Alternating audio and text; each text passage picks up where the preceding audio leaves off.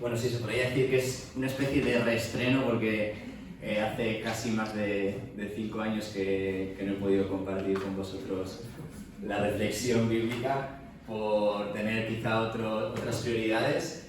Y bueno, no sé si a mi suegra hoy le voy a contar algo nuevo porque durante toda la semana le he estado contando la reflexión una y otra vez. Espero que alguna idea pues, pueda ser nueva. Muy bien, si digo la palabra Ikigai, nos sonará a chino, ¿verdad? Aunque sería mejor dicho a japonés, porque se trata de una palabra que utilizan en la cultura nipona y lo utilizan para referirse a lo que conocemos como propósito. Este término, según la cultura japonesa, está en nuestro interior y algunos ya lo han encontrado y otros todavía están buscándolo. Está escondido en nuestro ser y requiere de una exploración profunda para conseguir hallarlo. Y aun con todo, el Ikigai es eso que nos hace levantarnos por las mañanas. El Ikigai es eso que nos hace levantarnos cada mañana. Es el punto donde convergen la pasión, la misión y la vocación. Es el punto donde convergen lo que amas, lo que el mundo necesita y lo que destacas. Lo que comúnmente conocemos como cometido vital o misión. La importancia de este concepto es tan importante en Japón que en esta cultura no existe una palabra relativa o que se pueda asemejar a lo que nosotros llamamos o conocemos como jubilación.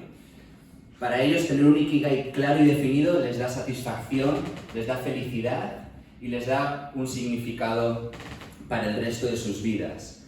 Y no se trata tanto de estar necesariamente todo el tiempo contentos, todo el tiempo alegres, como si de una felicidad falsa se tratara. No van por ahí los tiros, sino se trata de estar centrados, conscientes y enfocados en su Ikigai. El caso de la isla de Okinawa es un caso muy curioso porque los habitantes de esta isla resulta que tienen la mayor calidad y esperanza de vida del mundo. Y los investigadores han relacionado de una manera muy directa este hecho con que los habitantes tengan muy presente en su día a día este Ikigai del que estamos hablando. Para algunos su Ikigai se desarrolla ayudando y facilitando la vida a los demás, siendo creativos, inspirando, buscando soluciones a los problemas. Por ser más concretos, pues podríamos decir que uno puede encontrar su Ikigai pues cocinando, educando, enseñando, diseñando, educando y enseñando, compitiendo también. Bueno, habría 1000 maneras. Y el caso de Jiro es un cocinero que lleva más de 80 años sirviendo sushi cada día en su restaurante. Es considerado como el mejor restaurante del mundo, de sushi del mundo, y es curioso porque solo sirven a 10 clientes en un pequeño local que se encuentra al lado del metro de Ginza. Anteponen por encima del dinero las condiciones, la calidad y el buen hacer. Su Ikigai, el Ikigai de Jiro, consiste en servir a sus escasos 10 clientes el mejor sushi del mundo. El Ikigai es la razón última por la que nos levantamos cada mañana. Nos podríamos preguntar, bueno, ¿cuál es nuestro Ikigai? Cada uno se podría hacer esa pregunta y os animo a que la respondáis a lo largo de la semana, si es que ya la habéis respondido. Pero hoy nos vamos a centrar en cuál es el Ikigai de Jesús, cuál fue su misión en este mundo.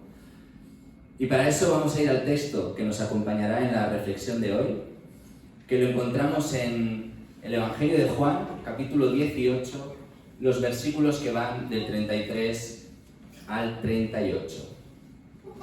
Para ponernos un poquito en situación, estamos ya en los últimos días de Jesús ha sido ya arrestado y entonces los religiosos de la época ya han puesto en manos de Pilato la vida de Jesús. Y es ahí donde nos encontramos este texto. Leo. Entonces Pilato volvió a entrar en su palacio, mandó traer a Jesús y le preguntó: ¿eres tú el rey de los judíos? Contestó Jesús: ¿me haces esa pregunta por tu cuenta o te la han sugerido otros? Pilato replicó: ¿acaso soy yo judío? Son los de tu propia nación y los jefes de los sacerdotes los que te han entregado a mí. ¿Qué es lo que has hecho? Jesús respondió: mi reino no es de este mundo. Si lo fuera, mis servidores habrían luchado para librarme de los judíos, pero no, mi reino no es de este mundo. Pilato insistió: ¿entonces eres rey? Jesús le respondió: soy rey, como tú dices, y mi misión consiste en dar testimonio de la verdad. Precisamente para eso nací y para eso vine al mundo. Todo el que ama la verdad, escucha mi voz. Pilato repuso: ¿y qué es la verdad? Dicho esto, Pilato salió de nuevo y dijo a los judíos: yo no encuentro delito alguno en este hombre. Hasta aquí el texto de hoy. Dentro del proceso en el que se va a decidir la ejecución de Jesús, el Evangelio de Juan ofrece un sorprendente diálogo privado entre el representante en Judea del imperio más poderoso de la tierra frente a Jesús, un hombre maniatado que se presenta como testigo de la verdad. Pilato era el encargado de traer paz, de traer orden, y Jesús, indefenso, estaba ahí por haber traído revolución y guerra. Y digo en un diálogo privado porque los que le acusaban no entraron al palacio, no entraron al pretorio para no contaminarse y así poder comer la Pascua. Qué curioso, ¿no? Están empeñados en matar a un hombre inocente, pero luego se ponen muy finos con el tema de los rituales y no son capaces de entrar para no quedar impuros, por así decirlo. Pilato, aparentemente el hombre más poderoso de la ciudad, se ve obligado a estar entre el acusado y los que le acusan y andaba algo presionado, pues ya había empezado mal su mandato. Ofendió a los judíos al invadir la tesorería del templo y al mostrar símbolos idólatras, y por eso ahora ha de tener muchísimo cuidado, ¿no? con las sensibilidades judías del momento. Se encuentra bajo presión para cumplir sus demandas, ya que una revuelta judía pues, podría cuestionar su liderazgo. Y la primera pregunta que Pilato le hace a Jesús no es nada inocente. ¿Eres tú el rey de los judíos? Cualquiera que reclamara para sí el título de rey sin la autorización de Roma, pues era considerado un revolucionario y sentenciado a muerte. Y como Pilato no entendería muy bien qué era eso del Mesías, pues los sumos sacerdotes le hacen ver a Pilato que este tal Jesús pretendía ser rey, acusándolo de esta manera de sedición. Y la respuesta de Jesús no se queda corta. Es un desafío para el honor de Pilato. Y le dice: ¿me haces esa pregunta por tu cuenta o te la han sugerido otros? Es un buen zasca de Jesús aquí a Pilato. Obviamente incómodo, Pilato le confiesa defensivamente que este es un asunto interno judío y que su función únicamente es la de implementar la ley, y admite que sí, que los cargos contra Jesús han sido hechos por los judíos. Es como si le dijera: bueno, a mí no me metas en líos, a mí no me marees la perdiz, que bastantes problemas tengo ya, así que sé bastante claro y respóndeme. Jesús dice esa famosa frase: mi reino no es de este mundo. Si lo fuera, mis servidores habrían luchado para librarme de los judíos, pero no, mi reino no es de este mundo. Aquí Jesús ya está respondiendo a la primera pregunta: ¿eres rey? pero es el rey de un reino que no se rige con los parámetros de este mundo. Pilato, confuso, le vuelve a preguntar, bueno, a ver, pero para ser claros, no me hagas como los gallegos. Entonces, ¿eres rey? Como exigiéndole que se aclare de una vez por todas. Y aquí Jesús, de alguna manera, ya no se anda con rodeos. Y le dice, soy rey, como tú dices. Y aquí viene el ikigai de Jesús. Mi misión consiste en dar testimonio de la verdad. Precisamente para eso nací y para eso vine al mundo. Todo el que ama la verdad, escucha mi voz. Hasta ahora Jesús nunca había hablado abiertamente de quién es Él, pero cuando es interrogado por Pilato, dice, soy rey. Es como si previamente tampoco se quisiera meter mucha presión a él mismo, o ¿por qué no? Es como si él mismo tampoco lo tuviera muy claro. Pero aquí ya dice de forma clara y sin rodeos, soy rey. Jesús muestra cuál es su misión, nada más y nada menos que dar testimonio de la verdad. Si nos ponemos un poco heréticos, podemos decir que no vino a morir, como muchas veces dejamos caer, ¿verdad? Sino que vino a dar testimonio de la verdad, a vivir, a, como hemos dicho, a acercar el reino, a mostrar sus señales en forma de milagros. No vino a morir, sino que vino a vivir. Jesús se describe a sí mismo como el camino, la verdad y la vida, y estas tres expresiones son realmente sinónimas y se refieren a una manera, a una forma de entender a Dios en las que Jesús funciona como testigo de la verdad, de quién es Dios. Y nótese que Jesús añade en el mismo versículo que nadie viene a Dios si no lo hace a través de Él. Esto es, si no entiende a Dios como Él lo entendía. ¿Y qué fue lo que acabó poniendo delante de Pilato? ¿Qué es lo que hizo Jesús para que se encontrara en última instancia delante del representante del Imperio Romano? Pues cuando nos preguntamos cuál fue la misión de Jesús, decimos acercar el reino de Dios al mundo, o como acabamos de leer, mi misión consiste en dar testimonio de la verdad. Pero, ¿qué significa acercar el reino? ¿Qué significa dar testimonio de la verdad? Puede significar muchas cosas, pero entre una de ellas, para Jesús acercar el reino de Dios consistió en redefinir a Dios mismo, explicar, o mejor dicho, narrar quién es Dios, mostrar al mundo cómo actúa y cómo siente, mostrar de una vez por todas quién es Dios, qué le inquieta, qué le preocupa, cuáles son sus prioridades, cómo nos mira y qué desea.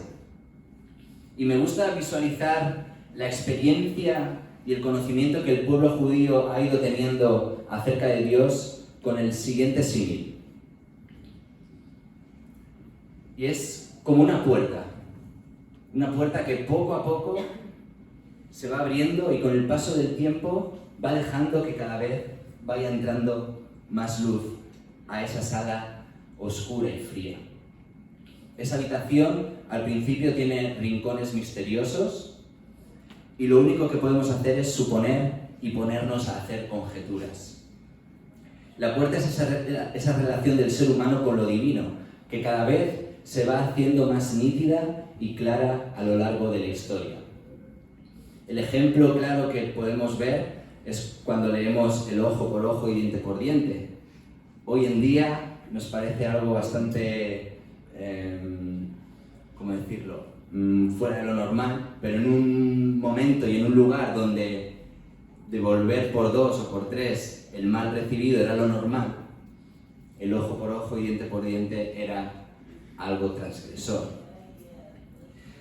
De alguna manera, al irrumpir Jesús en la historia, abre por completo la puerta y deja entrar la luz a la habitación, mostrando cómo es realmente Dios. No hace falta que diga que para los cristianos encontramos en Jesús la respuesta, si no completa, al menos sí más clara de quién es Dios.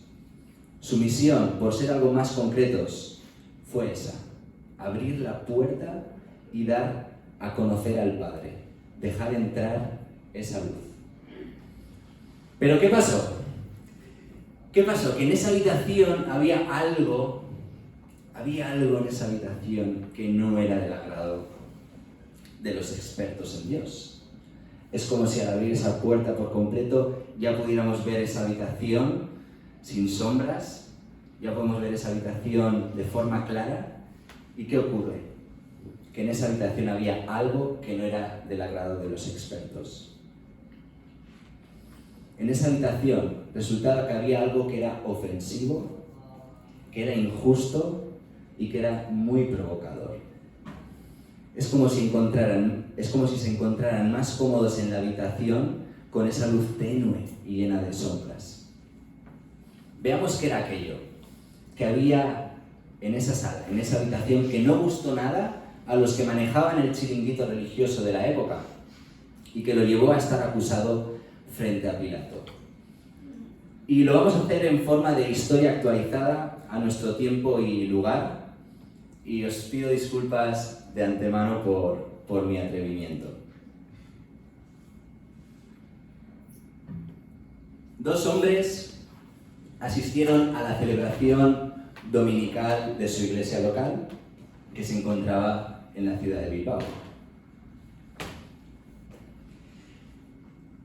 Uno era profesor de religión en un reputado colegio privado y el otro era concejal de Hacienda en el ayuntamiento de un pequeño pueblo de Vizcaya. Este era militante de un partido minoritario y era conocido por sus cuestionables prácticas y por ser un poco trepa. El profesor, puesto en pie, oraba para sí diciendo: Dios, gracias porque no soy como los demás.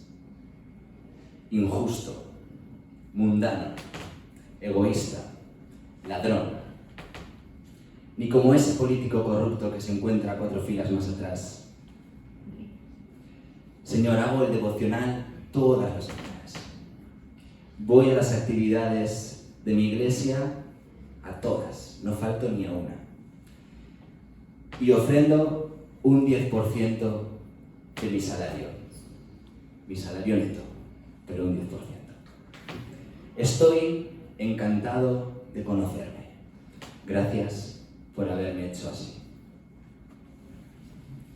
El político, que estaba al fondo de la sala, apenas se atrevía a levantar su mirada, sino que se martirizaba diciendo: Señor, ten compasión de mí, pues necesito ser renovado y transformado por ti. ¿Os suena esta historia, verdad?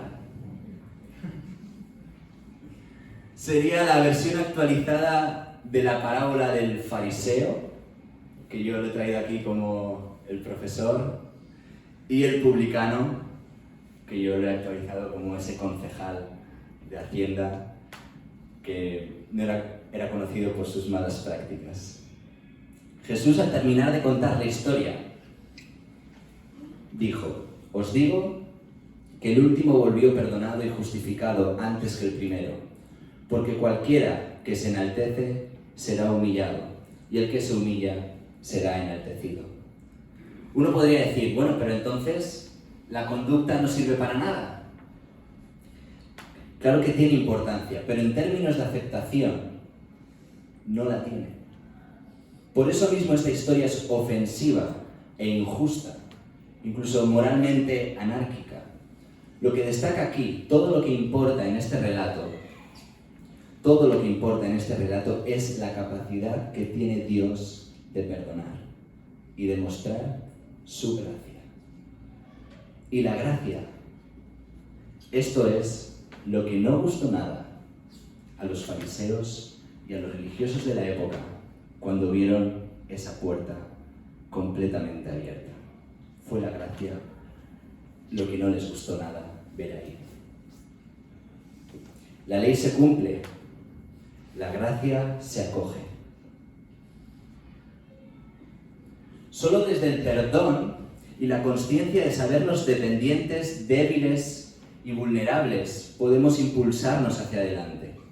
Es más importante darnos a conocer a Dios que tratar de buscar su favor. Nuestra relación con Dios se debe basar en una revelación completa de nosotros mismos, de sabernos dependientes y frágiles. No la podremos hallar a menos que sepamos que la necesitamos.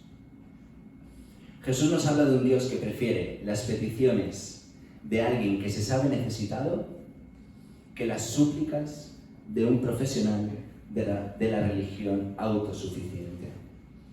Jesús nos habla de un Dios que busca a quien se sabe perdido y nos habla de un Dios que está deseando ofrecer su gracia.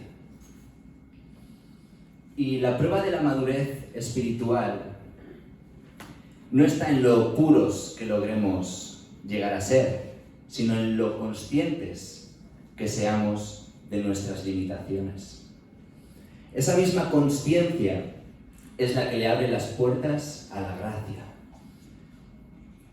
Y mirad, el éxito de las relaciones no se basa en ausencia de conflictos ni discusiones, como si hiciéramos ver que todo funciona bien.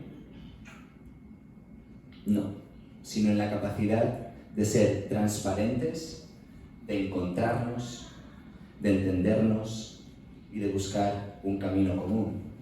Esa capacidad solo es posible si miramos a los demás de la misma manera que Dios nos mira a nosotros. Jesús, al hablar de la gracia, puso en vilo algunos cimientos que se daban por sentado. En su época, pues creían que tocar a una persona impura, pues contaminaba a quien la tocaba. Pero cuando Jesús tocó al leproso, Jesús no se manchó, sino que el leproso se volvió limpio. La mujer de dudosa reputación lavó los pies de Jesús, y no fue él quien salió afectado, sino que fue ella quien salió perdonada y transformada. Es como si el contagio de la sanidad superara con creces al contagio de la impureza. Es como si la gracia fuera más poderosa que el pecado. Jesús, con su mensaje, trasladó el énfasis de la santidad de Dios, esa exclusividad, a la misericordia de Dios. Pasamos de no se aceptan indeseables a en el reino de Dios no hay indeseables. En este sentido, creo que ayuda mucho entender lo siguiente. El terapeuta Erich Fromm argumentó que el hijo que crece en una familia equilibrada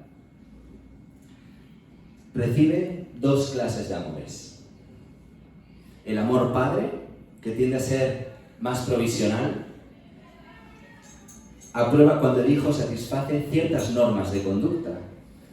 Y el amor madre tiende a ser incondicional, acepta al hijo sin importar lo que haga o cómo se comporte. Con el mensaje de Jesús pasamos de un paradigma de mayor presencia de amor padre a un equilibrio con la presencia del amor madre. El legalismo es un peligro sutil, porque ¿quién se considera legalista? El orgullo es un peligro sutil, porque ¿quién se considera orgulloso?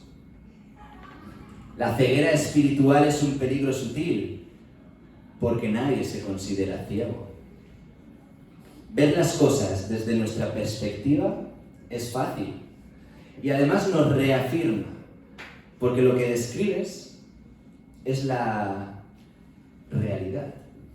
Pero es un peligro sutil si creemos que desde nuestra perspectiva estamos viendo el cuadro completo.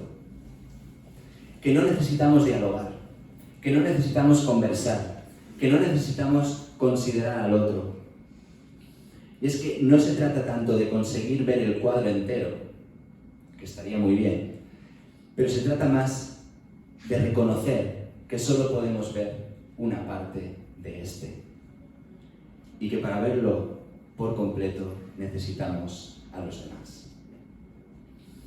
La gracia es lo que nos impulsa a ese diálogo, a esa conversación, a esa consideración al otro, a tratar de entender el otro punto de vista y si no lo entiendes, al menos a saberse que el cuadro es más amplio de lo que uno solo es capaz de ver, porque solo aquel que se sabe insuficiente, incapaz y frágil, débil, estará abierto a recibir la gracia. La ley se cumple, la gracia se acoge. ¿Estáis de acuerdo con la siguiente afirmación? Para Jesús, el precio de transmitir la gracia fue la muerte. ¿Estáis de acuerdo con esta afirmación? Pensadla.